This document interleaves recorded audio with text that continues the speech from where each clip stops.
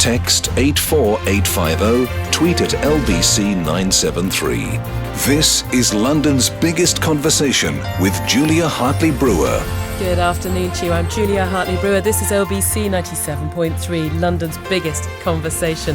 It very much is London's biggest conversation right now. I am so delighted. I cannot tell you. We are all of a tizzy in the LBC studios. I'm joined by now by Commander Chris Hadfield live in the studio. He, of course, is the man who went into space. He tweeted us from space some incredible photographs. He also recorded the Space Oddity video, which I'm sure you've one of the 20 million people or so who've seen it.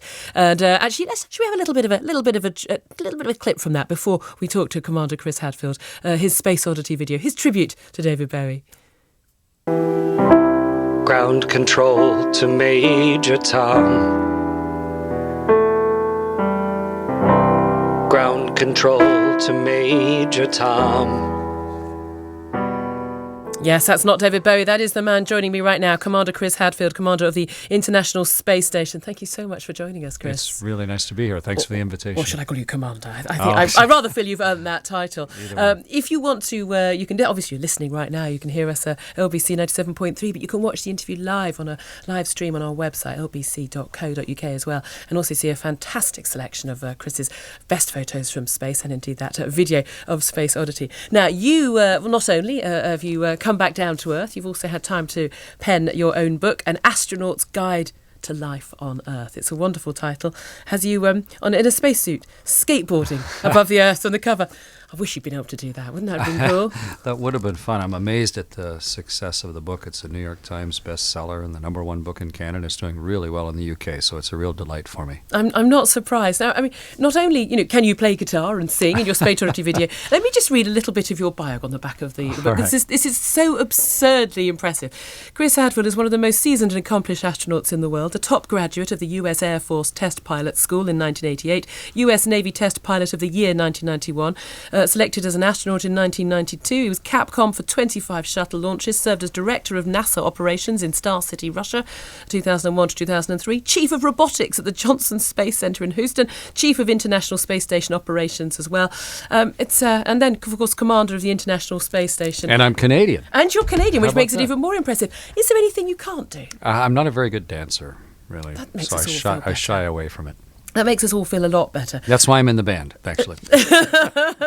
Well, look, I mean, you came to everyone's notice with these extraordinary tweets, using social media in a way it's never been used before to bring space closer to Earth. And people like me who love all this stuff. It was such a treat to see those amazing photographs of what life is like on the International Space Station. I've been to San Francisco, to Twitter, actually, since, and to talk to the people there, and they were just delighted because they hadn't thought that Twitter would be used that way, that in order to share an experience like that. They were just really pleased to see something they had invented be used to share an experience that rich and that different. I don't think even they could possibly have envisaged it would do that. But it has brought space to sort of as an exciting opportunity for us, back to sort of a younger generation. It very much reminds me of my father talking about the moon landings in '69 and how that affected him. Was that an inspiration to you? That particular event, the race to the moon, when I was a kid watching science fiction, watching Star Trek, watching Space Odyssey 2001, and then actually seeing people walk on the moon, it was hugely inspirational to see dreams become real. That's a really great gift that you can give to a child. It opens up horizons for them. And so as I was inspired, I did my absolute best to show people these particular dreams coming real, and letting people see that it's amazing what is out there if you just seek it out and set an objective for yourself. Well, indeed, to inspire the next generation. I'm sure every person listening has had either themselves or a child who has said to them at some point, I want to be an astronaut. Tell us, what does it take to be a good astronaut? Patience, sort of a tenacious patience, though, a fierce sort of patience, willingness to accept the fact that this is going to take a long time and it may never happen. But the only way, you can't change international space policy yourself, at least not when you're young and going through the process. You can't change a lot of the external factors. Things are going to happen like the Challenger accident or the Columbia accident. You can't let any of that put you out of the business. You just have to continue to turn yourself into who you want to be, refine yourself, gather the skills, keep sort of like shepherding your life along like a bunch of sheep. I'm going to keep moving the herd in the direction that I want to go. And maybe someday we'll get all the way to that place that I would really like to be. And of all the people who will start out as a test pilot in the hope that one day they'll become an astronaut, how many roughly achieve? What percentage? Oh, it's tiny. The odds, if you look at the number of people that are orbiting the world right now, 6, and think of any other human activity where half a dozen or less are doing it on behalf of all 7 billion of us, it's a very difficult goal to achieve. But at the same time, it was impossible when I was a kid. And so I think it's difficult, but it is possible, and it happens. And this little kid who dreamed of it commanded a spaceship this year. So, just because something's hard doesn't mean it's not worth pursuing.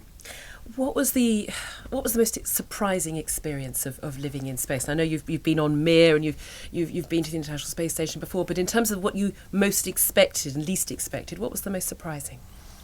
I was stunned at the visual power of our world.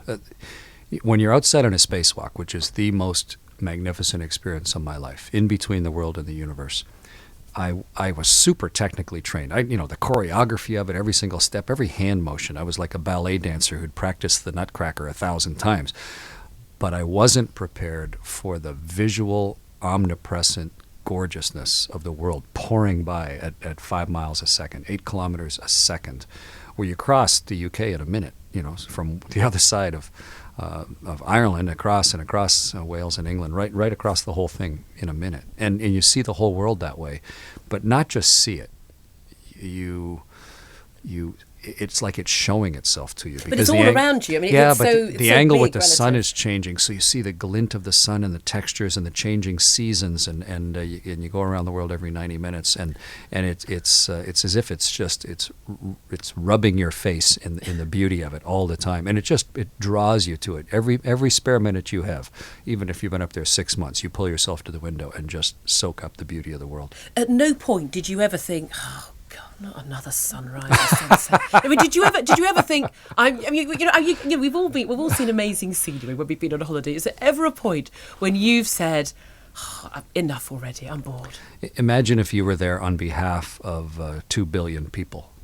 You were their emissary. You were their eyes, and everyone's always said, "Oh, when can we possibly send poets and artists into space?"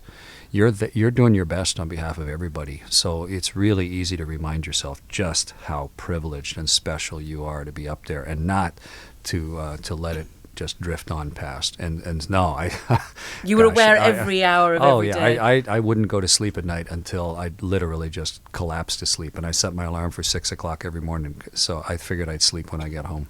Well, that's what I was going to ask you next, actually, is given that it's, you've got the sunshine and you're presumably going through sunrise and sunset pretty much constantly. 16 times a day. 16 times a day. How difficult is it to keep a sort of a set body clock, and what time do you keep? Well, oddly enough, we keep London time. Quite Greenwich, right. Greenwich, yeah. Well, it's partially because of great respect for Greenwich time, but partially it's because we had to split the difference between Moscow and Houston, really, sort of inconvenience both work, because they work shift work there. So we tried to split the difference between the two, and so the same time folks were getting up here in England, that's when we were getting up on the space station, and you turn the lighting on in and out, and our sleep stations are completely dark. They're like a closet or a little sleep pod, so you don't see the sunrises and sunsets. Otherwise, you just get all messed up. You've got to keep some semblance of normal life. Yeah. Tell us a little bit about what normal life is like there. We've had various questions from people, and lots of listeners have been on our website submitting questions, and overwhelmingly people want to know about the day-to-day living, eating. Crying is one, sure. and going to the toilet, of course, is another. Yeah, people have been asking me for a while, and so I made almost 100 videos, the Canadian Space Agency, exactly to answer all those questions. What's it like to cry in space? And of course, despite what you'll see in the movie Gravity, in space tears don't fall. They just they just build up as a big ball of tear on your eye because their tear duct, the little gland that secretes the tear still works, but the duct that drains it, there's no drainage because there's no gravity. So if you cry in space, you need a handkerchief because it just builds up. And what happens if you've got your spacesuit on, if you're on a spacewalk? Well, then you can't rub your eyes and you can't touch anything with your eyes. So and I was blinded during my first spacewalk because of contamination in the suit and got in my eye, and I was in fact blind for a half hour. When outside. you say blind, do you mean the tears were meaning no? so big I had contamination in my eyes, so it was as if you'd squirted something caustic into your eye, and first it contaminated one eye, and that eye, of course, snapped shut with the pain and teared up, and then the contaminated tear got big enough that it crossed into my other eye, across the bridge of my nose. So then both eyes, it's like you had pepper oil in both eyes, so I couldn't see. And you're in a spacesuit outside of the space station? On my very first spacewalk, I was blind for about a half hour. Until finally... Is this the actual moment of, Houston, we have a problem? I actually called down to Houston. With one eye blind, I figured, I still got another... Maybe that's why we have two eyes. I'm still okay. But of course, but yes. Once the second eye went blind, I figured I had to fess up. So I called down and told Houston I was blind. And they were quite appropriately concerned. They thought maybe my lithium hydroxide, which removes the carbon dioxide from the air, had started leaking into the suit. And it's nasty stuff. The first symptom is eye irritation, and the second is lung damage. So they said, okay, we want you to start venting your suit.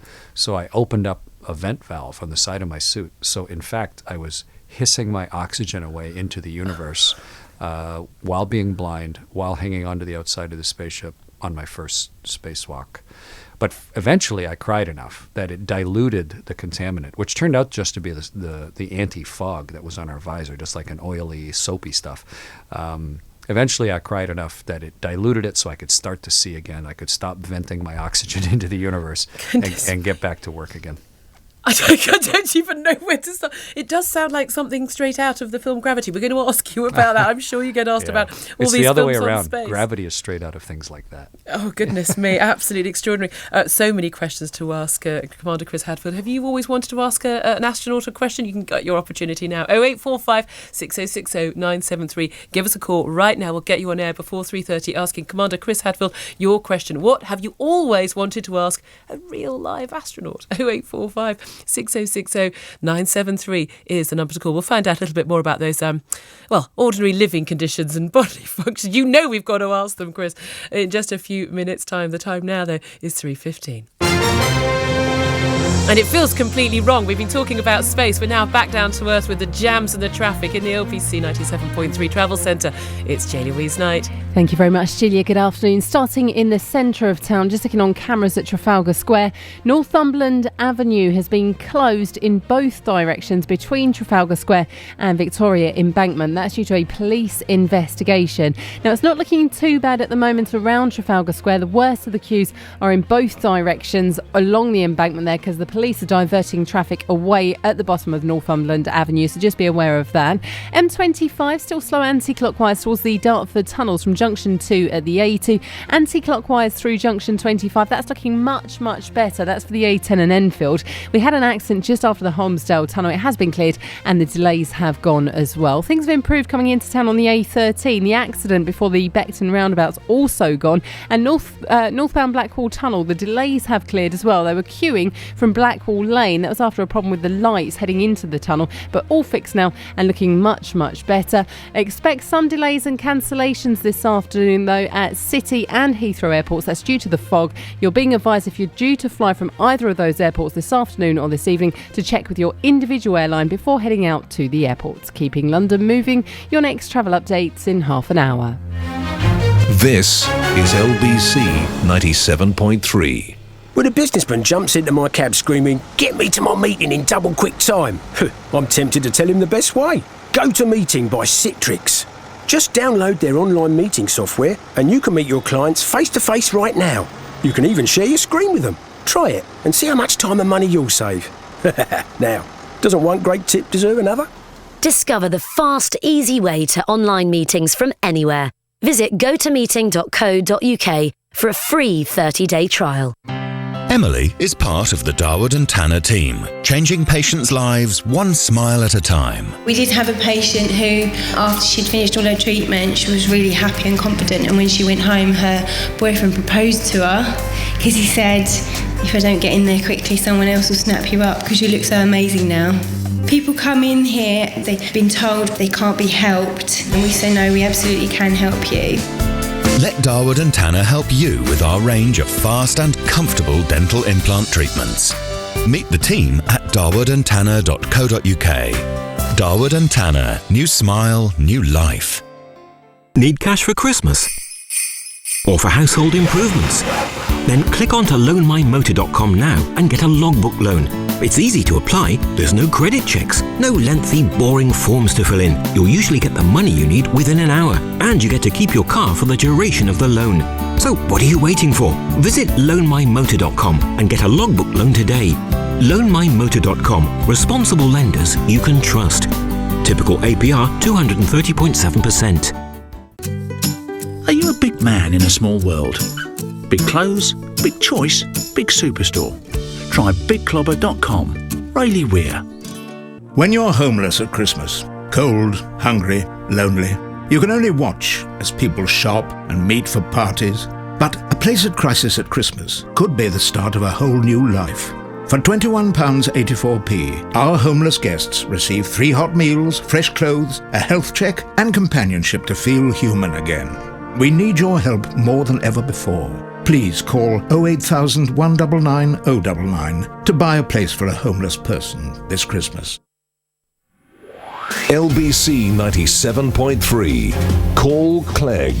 Deputy Prime Minister Nick Clegg takes your calls. Tim in Bromley. This pay increase, which will be take them over £70,000, beggars belief. We think it is incomprehensible and wholly inappropriate for MPs, who are, at the end of the day, let's remember, public servants paid for by taxpayers, to be paid or to have an increase in their pay, which is completely out of line with the pay restraint that exists for millions of other people. Tox in Lewisham. Hello, Tox. It's regarding the selfie, the famous selfie that was taken this week at the memorial service for Mr. Mandela. You jealous yourself that you got left out of the photo as well? Well, first can I point out they're not calling it a jointy. Oh, Tox, I don't worry. I've long given up worrying about whether I'm left out of these photos. Call Clegg every Thursday morning from 9 with Nick Ferrari at breakfast on London's biggest conversation, LBC 97.3.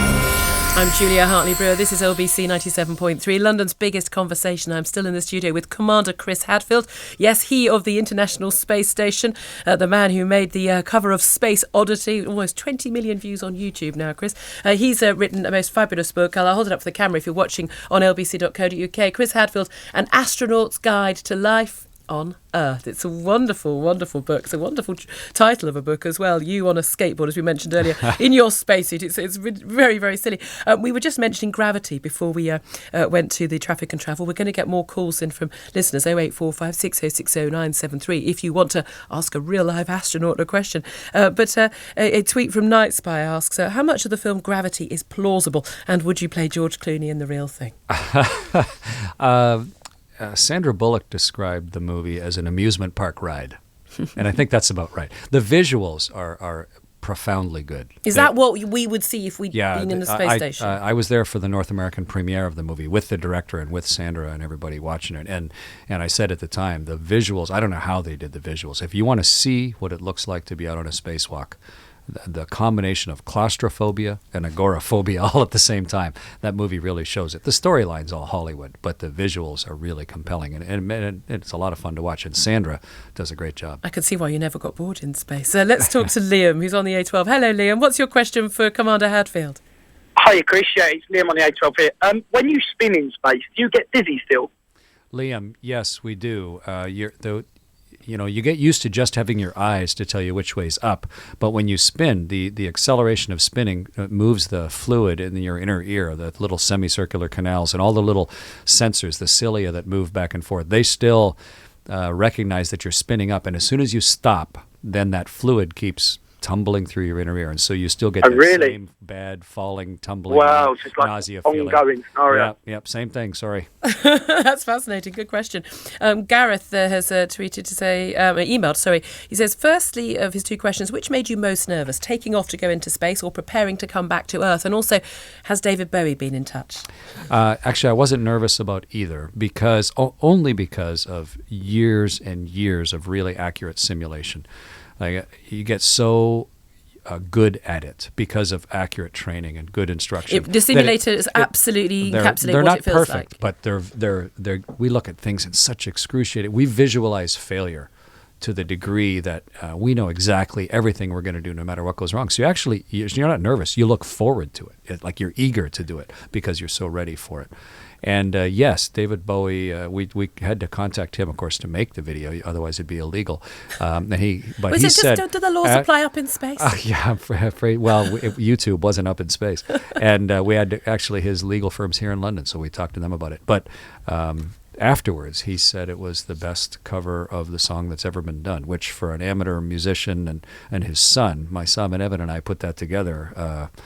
It's a pretty high praise. Well, it was your son, of course, who got you involved with Twitter and got you out there into the Twitter sphere as opposed to into the outer whatever spheres of Earth. If you really want to understand how to communicate using technology, talk to someone who's in their 20s. And so I have 3 kids in their 20s, and they were all very good. But Evan spent every single day that I was in space supporting it, and I owe him hugely for it. Well, again, it inspired a next generation, and we're going to hear from Wendy in Epsom now. Wendy, this has certainly inspired your 11-year-old son, is that right? It has, yes. Hi, Chris. Hi, Wendy. My 11-year-old son is a huge fan of yours, and he has worked very hard on projects about the International Space Station. It would really make his day and his dream come true. He's written to you in Houston. He's written you a letter.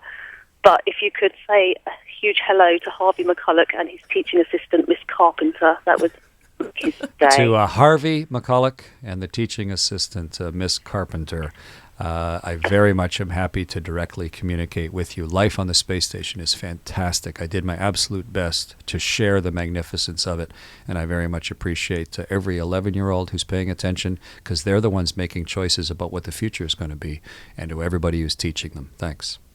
Wendy, I'm sure your son will be happy with that. Thank you. Scott's in Hornchurch. Hello, Scott. Hello. Hi. I just wonder what would really happen if you were exposed into space properly. What do you mean if the helmet came off? Just a helmet come off or the panel come off the space station, whatever. Right. The first thing that would happen would be your lungs would collapse. Because you need air pressure, and so your lungs would collapse, and so you stop getting oxygen into your blood. So very shortly, you'd be dying almost immediately from a lack of oxygen. And then all of the wet surfaces of your body, the mucous membranes, like your eyes and your tongue and everything, would boil, but not boil at high temperature, just because it's low pressure. So the fluid would start boiling off them, and then shortly after that, you'd start to get the bends, as the bubbles would start to form in your blood because of low pressure, just like a scuba diver coming up too fast. And that's about it. By then, you'd be dead. Everything else that happened after that would be irrelevant. But you would not be long for existence without the protection of a spacesuit. On that lovely happy note, yes. Scott, thank you for that question. Chris in Sutton has emailed to say, is it common for you to feel that life back on Earth is too unexciting after seeing the wonders of the universe from space and experiencing things that few other human beings have? Does the world now bore you? I have such a great time, and there are no boring things, just boring people, and the world is fascinating. I mean, I could spend the next week in this room because there's so much cool stuff in this room. Look at all the equipment and how the TVs work and the wiring and the plugs and the lighting and the cameras, and this is a really interesting place. And I really try not to spend a lot of time looking back in my life at interesting things. Instead, I try and build on them to continue to do interesting things in the future. Wonderful. Abby's in Epping. Hello, Abby. Hello there. Hi, Chris. Hi. Just a short and quick one for you. Do you believe there's intelligent life out there? I imagine there has to be, right? There's an unlimited number of planets. We've proven that with our telescopes at the Hubble and the Kepler. We have shown there basically are an unlimited number. And anyone who's ever rolled the dice or gone gambling realizes if you give something an unlimited number of times to happen, it's going to happen more than once. And so life developed on Earth, so there has to be life somewhere else. But I don't think that logically means that there's intelligent life sneaking around, snapping photographs or whatever, lurking just at every time we see something that we don't understand, that it has to be intelligent life from Beta Centauri. That's just a lot of wishful thinking. So yeah, I don't think we're alone in the universe, but neither do I think that we're so fascinating to the universe that they're sneaking around, abducting farmers and putting circles in the crops. Well, we mentioned one film earlier, Gravity, but there's also Close Encounters of the Third Kind. I remember coming out of that film and my father saying, "Oh, you have the opportunity." The aliens said, "Come with us on our spaceship." I would definitely go, and being very upset. Would you say yes? Would you go with aliens if they asked you to go in their spaceship? If I could take a couple people with me, I think, yes, I would like to. Yeah. You would. I'm also asking, really, I suppose you've been in London this week, but back in March you tweeted some amazing photos of our fabulous city, and they're actually on our website, lbc.co.uk. What do you think of the city on the ground? Well, I used to live here. I lived in Crystal Palace, and I've been spending a lot of time all around the world. But the view from above, what I really like about London is not only the great current civilization, but the history of it. It's prehistoric as well as from Roman civilization. And you can see all of that. You can see why it's here geographically. You can see the history of the layout of the roads. You can see how every technology has been superimposed on it. You can see Heathrow. You can see it's all there right underneath your feet. And so I love to be able to compare also now that I've seen it again from space, to be back and feel it under my feet. And this from a man who has an airport, 2 schools and an asteroid named after him. My producer is screaming in my ear. I absolutely have to take the tone down from this beautiful highfalutin conversation we have had, Chris, to the biology of being in space. Yes. So many tweets and questions from people on email about lots of different things. Bodily functions, as I said earlier, have come up an awful lot. How do you deal with, should we say, gas? Things that, not what goes in, but what comes out when you're in space? You can't burp in space. You can't? How? Well, What? because What? try standing on your head and burping Okay, we sometime. can do that, You'll see it doesn't work very well. The gas has